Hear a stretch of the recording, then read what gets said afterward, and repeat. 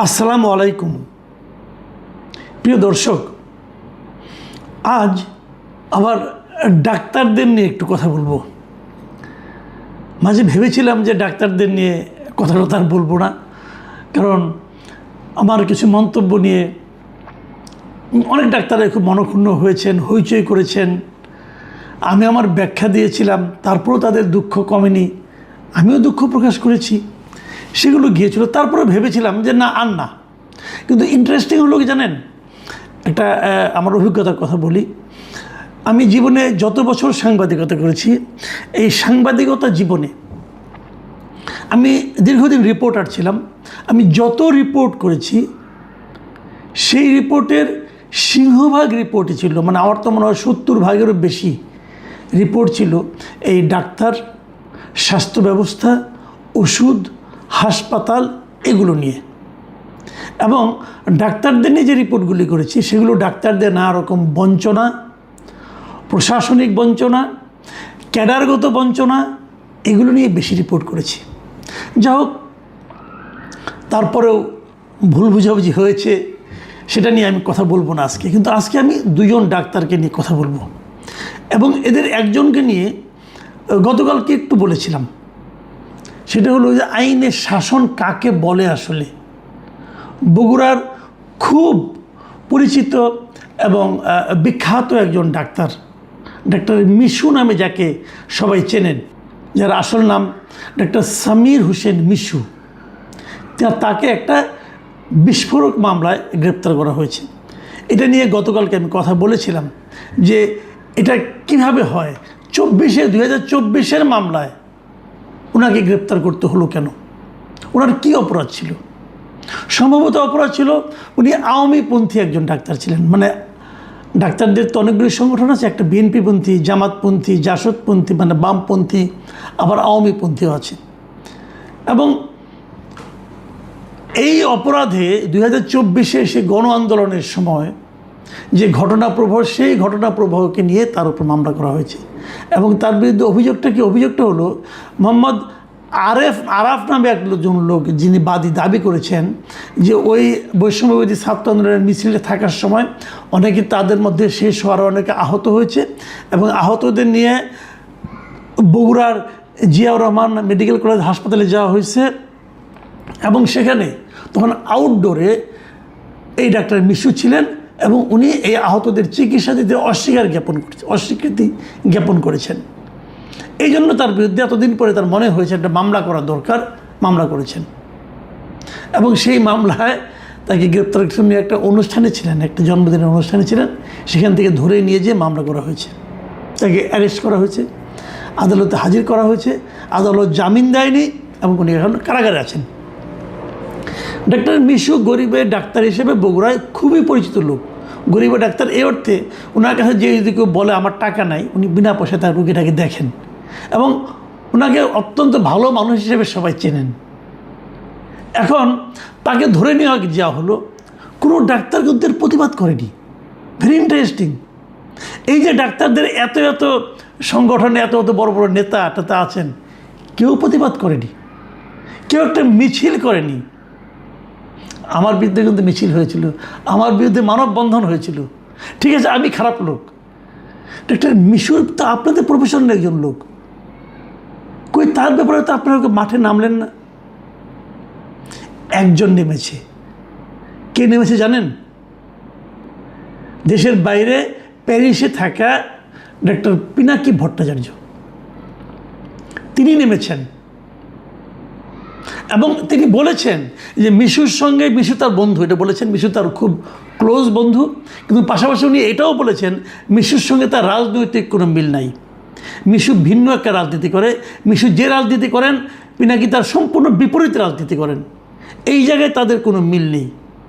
কিন্তু পিনাকি এটা নিয়ে দুইটা পোস্ট দিয়েছেন তার ভেরিফাইড ফেসবুক পেজে, এবং সেখানে উনি বলেছেন যে মিশু কীভাবে অন্যায়ের শিকার হয়েছেন, ষড়যন্ত্রের শিকার হয়েছেন, এবং তাকে মিথ্যা মামলা করা হয়েছে।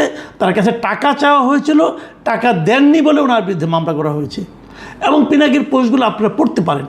দেখেন, ডাক্তার পিনাকির সঙ্গে কিন্তু আমার বহু বাহাস হয়েছে, বিভিন্ন বিষয় নিয়ে আমার সঙ্গে তার তর্ক হয়েছে। মানে উনি ওনার মতো বলেছেন, আমি তার জবাব দিয়েছি, এবং এগুলোর মধ্যে কিছু অশালীন শব্দ উনি তো প্রায়ই ব্যবহার করেন, আমার সম্বন্ধে উনি উচ্চারণও করেছেন।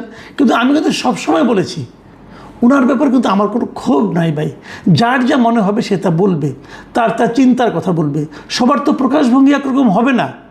কিন্তু আমি এই জায়গাটাতে এই মিশুকে নিয়ে, ডাক্তার মিশুকে নিয়ে, ওনার বন্ধু মিশুকে নিয়ে পিনাকি ভট্টাচার্যের বিশাল দুইটা পোস্ট আমি পড়েছি, এবং আমার কাছে ওনার জন্য মনে হয়েছে যে এই ফিলিংসটা আর কোনো ডাক্তারের মধ্যে কেন আসলো না? আমাদের ডাক্তারদের কি বিবেক বুদ্ধির লোপ পেয়ে গেছে? ওনারা কি ওনাদের প্র্যাকটিস নিয়ে এত ব্যস্ত হয়ে পড়েছেন যে একটা প্রতিবাদ করতে গেলে যতটুকু সময় যাবে অতটুকু সময় ওনারা দিতে পারবেন না ওনাদের স্বজাতির একজন লোকের জন্য? আমি আসলে হতাশ হয়েছি। তবে ডক্টর পিনাকি ভট্টাচার্যের একটা ব্যাপার নিয়ে আমার একটা আপত্তি আছে, সেটা হলো, দেখেন উনি যেটা বলেছেন যে ওনাকে একটা ভুয়া মামলায় জড়ানো হয়েছে। আমি পিনাকি বাবুকে জিজ্ঞাসা করি, জানতে চাই, ভাই এই ধরনের মামলা কি বাংলাদেশে এটাই প্রথম? এটাই প্রথম না, এ ধরনের মামলা হাজার হাজার আছে। সেই মামলাগুলি নিয়ে আপনি কিছু বলেন। আপনার বন্ধু যদি ধরা না পড়তো তাহলে তো এই কথাগুলি আপনি বলতেন না। আপনি বন্ধুর জন্য বলেছেন, করেছেন, এটা কিন্তু আমি এইভাবে দেখি না। আমি দেখি আপনি একটা অন্যায়ের প্রতিবাদ করেছেন, ওই অন্যায়ের শিকার ওই লোকটা আপনার বন্ধু না হলেও কোনো সমস্যা নাই, কিন্তু আপনিও বন্ধুত্বের কারণে করেছেন, আমি হ্যাপি, কোনো সমস্যা নেই। কিন্তু আপনার মূল লক্ষ্যটা কিন্তু অন্যায়ের প্রতিবাদ করা, সেই জায়গাটা আপনি টাচ করেছেন, এই জন্য আপনাকে আমি ধন্যবাদ জানাচ্ছি। কিন্তু পাশাপাশি এটাও বলছি, এরকম সংখ্যা কত হবে বলেন আপনি? কত অসহায় নিরীহ কিছু জানে না, বুঝে না, তাদেরকে নিয়ে ঢুকিয়ে দেওয়া হয়েছে মামলায়। এবং যত মামলা এখন হচ্ছে, মানে অন্য একটা ঘটনা, সে অপরাধী হয়তো হতেও পারে, তাকে ধরেছে 2 বছর আগে একটা মামলায় ঢুকিয়ে দেওয়া হচ্ছে। এই যে পুরনো মামলায় ঢুকিয়ে দেওয়ার প্রবণতা, এটাকে কি আমরা আইনের শাসন বলবো? এবং এই আইনের যে অপশাসন, আইনের নামে যে অপশাসন, এক্ষেত্রে আমি ডাক্তার পিনাকি ভট্টাচার্যের ভূমিকা কামনা করছি, প্রত্যাশা করছি। আমি বলেছিলাম 2জন ডাক্তার নিয়ে কথা বলবো, আরেকজন ডাক্তার নিয়ে কথা বলি। তিনি হচ্ছেন doctor ABM Abdullah, professor doctor ABM Abdullah. উনি এমিরেটাস প্রফেসর ছিলেন বাংলাদেশ মেডিকেল বিশ্ববিদ্যালয়ের, এবং সেটা বেশ মানে আপনার শেখ হাসিনা সরকারের শেষ দিকে উনি এই পদ ওনাকে দেওয়া হয়েছিল। এটা একটা সম্মানজনক পদ। এমিরেটাস অধ্যাপক কিন্তু কারো চাকরি মেয়াদ শেষ হয়ে গেলে, চাকরি জীবন শেষ হয়ে গেলে সম্মানসূচক তাকে এই দায়িত্বটা দেওয়া হয়, তাকে একটা বসার জায়গা দেওয়া হয়, তাকে কিছু ক্লাস নেওয়ার জন্য অনুরোধ করা হয়। উনি চাইলে কিছু ক্লাস নিতে পারেন, কিছু গবেষণা করতে পারেন, এগুলো করার জন্য ওনাকে একটা সুযোগ দেওয়া হয়। মেডিকেল ডাক্তারদের মধ্যে, মানে আপনার মেডিকেল সায়েন্সের দিক দিয়ে আমি বিবেচনা করি, আমি জানি না অন্য ডাক্তাররা কী বলবেন, আমি তো কিছু কিছু খবর টবর রাখি ডাক্তারদের। বাংলাদেশে যদি একজন ডাক্তারকে এমিরেটাস অধ্যাপকের পদ দেওয়া যায়, তিনি নিঃসন্দেহে doctor ABM Abdullah. Doctor ABM আবদুল্লাহর প্রকাশনা, মেডিসিনের উপরে লেখা ওনার বই, দেশে বিদেশে পাঠ্য বই, ওটা আজকে থেকে না, কিন্তু আরও অনেক বছর আগে থেকে। এই আওয়ামী লীগ সরকার যে 2009 ক্ষমতা এসেছে, তারও আগে থেকে প্রফেসর ABM আবদুল্লাহর বই স্টুডেন্টরা পাঠ্য বই হিসেবে পড়ে, MBBS স্টুডেন্টরা পড়েন। ওনার দেশি বিদেশি অনেকগুলি প্রকাশনা, ওনার গ্রন্থের সঙ্গে প্রায় 10-12টা। এমন একজন লোককে এমিরেটাস অধ্যাপক পদে নিয়োগ দিয়ে, যারাই দেখ, সেটা হাসিনা দেখ, সেটা এরশাদ দেখ, সেটা যে কেউ দেখ, কিন্তু এটা কিন্তু যোগ্য লোককেই দেওয়া হয়েছিল। সেই পদটা আজকে এই বাংলাদেশ মেডিকেল বিশ্ববিদ্যালয় তার সেই এমিরেটাস অধ্যাপক হিসেবে নিয়োগটাকে বাতিল করেছে। কেবল বাতিল করেই শেষ করেনি, সেই সঙ্গে বলেছে যে তার সেই সময়ে সে যে বেতনটা পেয়েছে, এই বেতনটা তাকে বিশ্ববিদ্যালয়কে ফেরত দিতে হবে।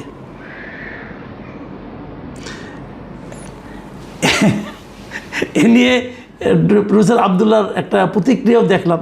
ওনার প্রতিক্রিয়া দেখে আমার মনটা খুব খারাপ হয়ে গেছে। আমার কাছে মনে হয়েছে উনি এত আহত হয়েছেন মানে ওনার অনেক ছাত্র, দেশের বড় বড় প্রফেসর, ওনার অনেক ছাত্র। এবং বিশ্বাস করেন, আমি এ যাবৎকালে কখনো কোনো দিন প্রফেসর ABM আবদুল্লাহর ব্যাপারে কোনো নেতিবাচক কথা আমি কোনো চিকিৎসক কিংবা অন্য কারো মুখে শুনিনি, এই পর্যন্ত শুনিনি ভাই। বাংলাদেশে যদি একজন ঋষিতুল্য ডাক্তার থেকে থাকেন তা এটা এই প্রফেসর ABM আবদুল্লাহ। আমি যখন ডাক্তারদের সম্পর্কে একটা মন্তব্য করেছিলাম, আমাকে অনেকে বলেছিলেন, আমারই একজন পরিচিত, উনিও একজন ডাক্তার প্রফেসর, উনি আমাকে বলেছিলেন আপনি যেটা বললেন, আপনার কাছে কি এটা বলার সময় একবার প্রফেসর ABM আবদুল্লাহর চেহারাটা মনে ভাসেনি?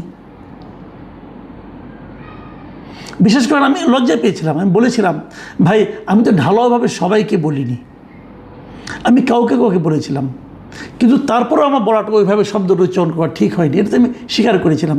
কিন্তু পাশাপাশি আমি এটাও বলেছিলাম, দেখুন প্রফেসর ABM আবদুল্লাহ হলো উদাহরণযোগ্য একজন মানুষ, তো তাকে অপমান করে বাংলাদেশ মেডিকেল বিশ্ববিদ্যালয় কী অর্জন করলো আমি এটা এখনও বুঝতে পারি না। এবং আমি এটাও বলবো, হ্যাঁ ঠিক আছে, ওনার অপরাধ নিশ্চয়ই একটা ছিল, উনি ওই সময়ের প্রধানমন্ত্রী শেখ হাসিনার ব্যক্তিগত চিকিৎসক ছিলেন। এখন প্রধানমন্ত্রীর ব্যক্তিগত চিকিৎসক হওয়া যদি অপরাধ হয়, দেশে এখনও একজন প্রধানমন্ত্রী আছেন, তারও একজন ব্যক্তিগত চিকিৎসক থাকবেন, সরকার পরিবর্তন হলে কি তিনিও অপমানিত হবেন? তাহলে তো কেউ ব্যক্তিগত চিকিৎসক হতে যাবেন না, ধান্দাবাজার যাবেন, আর কেউ যাবেন না। ওই সময়ে কিন্তু এই শেখ হাসিনার আমলে খালেদা জিয়ারও একজন ব্যক্তিগত চিকিৎসক ছিলেন, ডক্টর AJM জাহিদ হোসেন, উনি এখন মন্ত্রী পদে আছেন। কই তখন তো ওনাকে অপমান করা হয়নি এভাবে? ওনাকে কি বলা হয়েছিল যে তুমি বাংলাদেশে প্র্যাকটিস করতে পারবো? উনি তো দুইটা বড় বড় হাসপাতালে প্র্যাকটিস করতেন, ল্যাব এইডে প্র্যাকটিস করতেন, ইবনে সিনায় প্র্যাকটিস করতেন, ওনাকে প্র্যাকটিস থামিয়ে দেওয়া হয়েছিল? ওনাকে কোনো মব করা হয়েছিল? উনি তখন মন্ত্রীও হয়েছেন। তো এই বিষয়গুলি ডক্টর জাহিদ হোসেন কি দেখেন না যে ওনাদের একজন টিচারকে কীভাবে অপমান করা হলো? হতে পারে ভিন্ন মতের, হতে পারে একজন আওয়ামী লীগ করবে, একজন জামাত করবে, একজন জাসদ করবে, একজন অন্য কোনো বাম দল করবে, হতেই পারে, এটা তো ব্যক্তিগত ব্যাপার। ডক্টর ABM আবদুল্লাহ উনি ওনার চিকিৎসা জীবনে, ওনার প্রফেশনাল লাইফে, চাকরি জীবনে উনি কাউকে দলীয় কারণে কারোর সঙ্গে দুর্ব্যবহার করেছেন, একটা উদাহরণ কেউ দিতে পারবেন? তাহলে ওনার সঙ্গে এত বড় দুর্ব্যবহারটা না করলে হতো না? আমি ডক্টর মিশু এবং ডক্টর প্রফেসর আবদুল্লাহ, আমি দুজনকে কিন্তু একইভাবে দেখতে চাই। আমি দেখতে চাই এই কারণে যে তারা একটা পেশায় আছেন এবং দুইজনের প্রচুর সুনাম। আজকে দেখবেন, আমি একটা কথা বলি আপনাদেরকে ফাঁকে, আজকে দেখবেন একজন অধ্যাপকের কাছে যান আপনি ডাক্তার চিকিৎসা করতে, তার ভিজিট দেখবেন কত টাকা, ১,৫০০ ২,০০০ টাকা পর্যন্ত একজন প্রফেসরের ভিজিট আছে।